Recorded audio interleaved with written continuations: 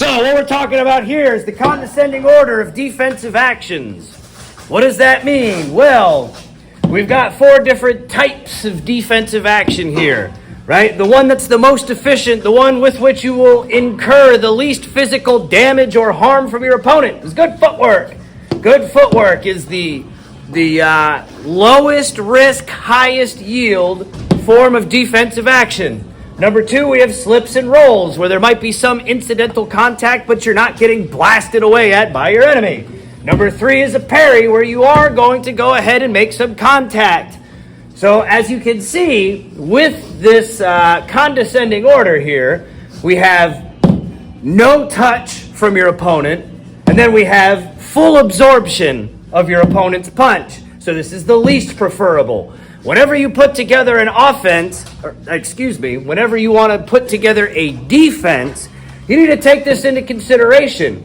In the Army, we used to teach a thing called defense in depth, which means you would tie all of your obstacles to your terrain, which means you're using all of the available features that you are unrelated to creating, and you're taking the stuff that you can influence, and you're making the two support each other.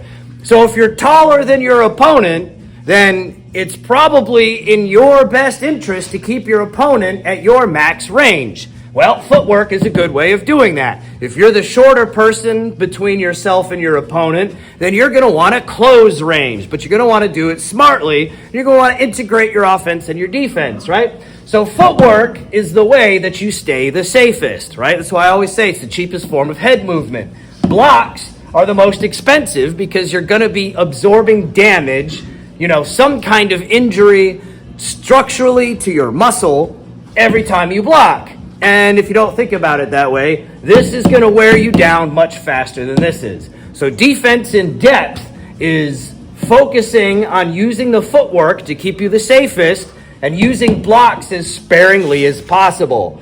Now, I know some people are going to say, well, that's not how I fight. I like to fight in close and I like to just block all the time. Well, congratulations. That's your approach, and it's stupid. So, anyway, that's what the condescending order of defensive actions is. So what we're going to do today, we have varying degrees of experience level. We're going to go through the same thing that we typically do, crawl, walk, run. So we're going to start using the defensive actions that we began working on Monday, and we're going to give you increasingly difficult circumstances that you're going to try them out in. So everybody grab a partner and then grab some space out on the floor, and you've got about 1 minute to do it.